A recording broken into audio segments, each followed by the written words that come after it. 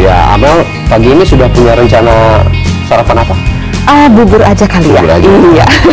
Bubur kan juga diolah dari nasi ya. Iya. Karena memang nasi ini sudah identik dengan orang Indonesia. Karena bicara nasi, ada ungkapan yang mengatakan rasanya kurang lengkap kalau makan tanpa nasi. Nah, seperti itu saya setuju banget.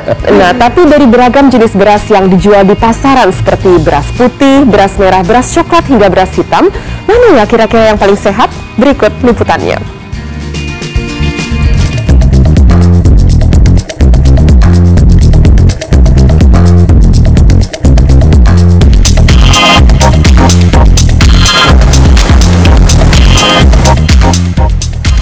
Nah, makan pakai telur ikan dan sambal aja nih udah nikmat banget, asalkan pakai nasi putih anget ya. Ibaratnya orang Indonesia nih belum makan kalau nggak makan nasi gitu.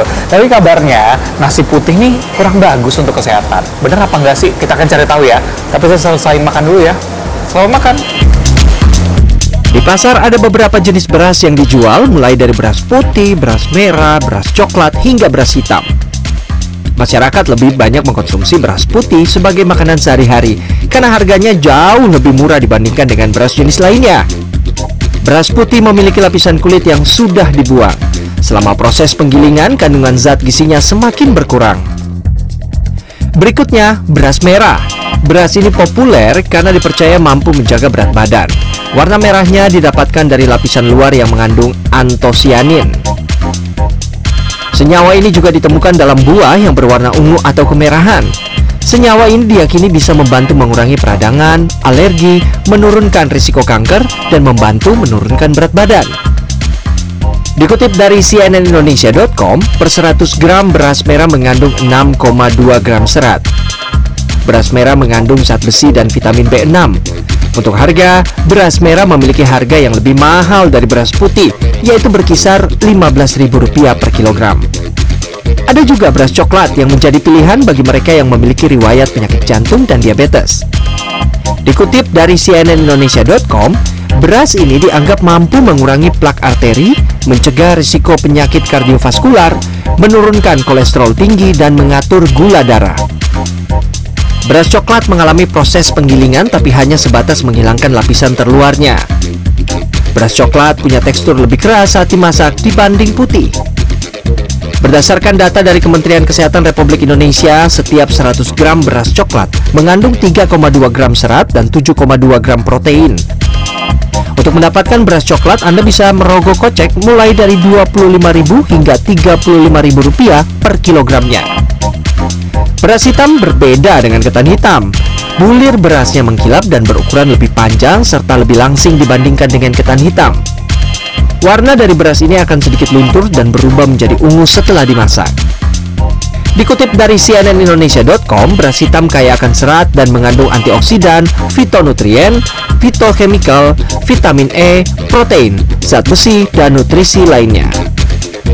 Per kilonya, beras hitam dijual dengan harga Rp45 hingga Rp50.000.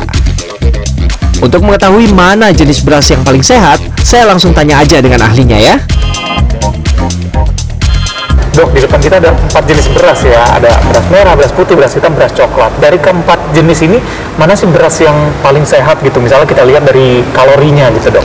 Bila kita bicara tentang jumlah kalori dari keempat jenis beras ini dengan jumlah ukuran yang sama, yang paling tinggi kalorinya adalah beras merah, yang kedua beras hitam, yang ketiga beras putih, yang paling rendah adalah beras coklat.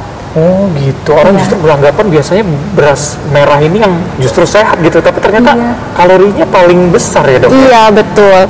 Tapi kita tidak hanya melulu bicara tentang kalori pada beras-beras berwarna ini.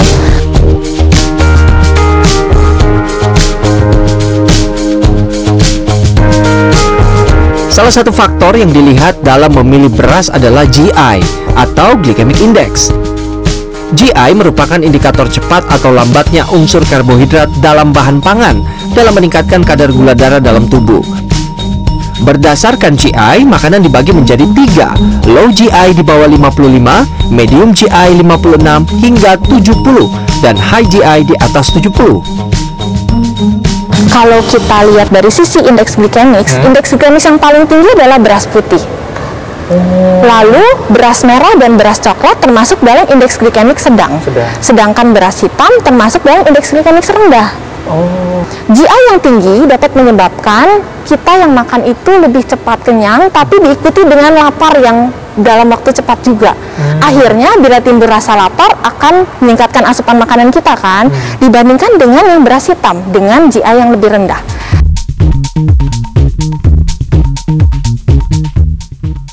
Dari keempat jenis beras memang ada kelebihan dan kekurangannya.